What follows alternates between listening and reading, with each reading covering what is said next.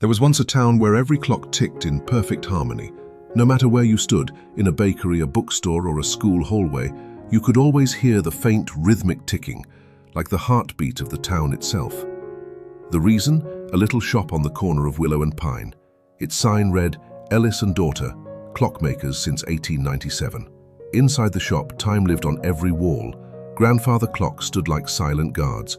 Pocket watches sparkled in drawers. Cuckoos waited patiently behind tiny wooden doors. And at the workbench sat an old man with careful hands, and a young girl with curious eyes. His name was Mr. Ellis, and she was June, his daughter. Mr. Ellis didn't speak much, but when he did, it was never small talk. He'd say things like, "Time doesn't heal all wounds. It just teaches us to carry them differently."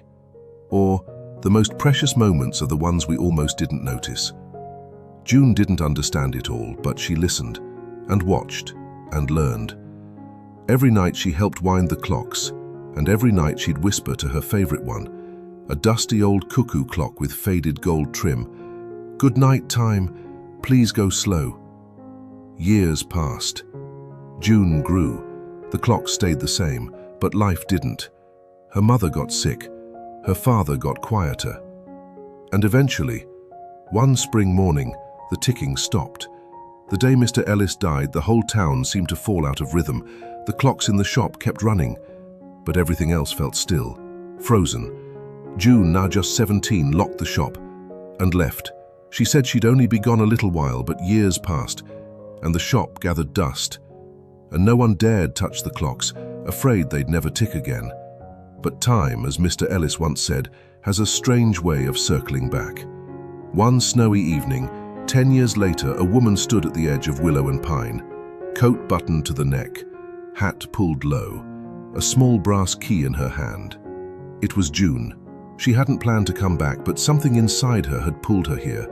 She unlocked the door, and when she stepped inside, the smell of oil and old wood hit her like a memory.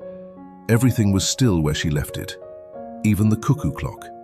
She sat at her father's old workbench, hands trembling, and then, without thinking, she reached into her coat pocket and pulled out a small broken watch. It had belonged to her dad. It hadn't ticked since the day he passed. She placed it on the table, took a screwdriver from the drawer, and began to work. For the first time in 10 years. She listened, not just with her ears, but with her heart. An hour passed, maybe 2. And then, tick, tick, tick. The watch came back to life. So did June. The next morning, the townspeople woke to something strange. The clocks were ticking again, not just in the shop, but everywhere. And in the middle of it all was June, sweeping the front step, wearing her father's apron, smiling. From that day on, Ellis and Daughter reopened, and it wasn't just a clock shop anymore.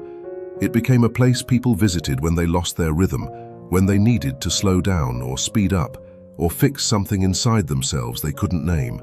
June never turned anyone away, and every night, before locking the door, she'd wind the old cuckoo clock, the one with faded gold trim, and whisper, "Good night, time, I'm learning to let go." And though Mr. Ellis was gone, sometimes late at night, when the wind was quiet and the clocks were loud, you could almost hear his voice whisper back, "That's my girl."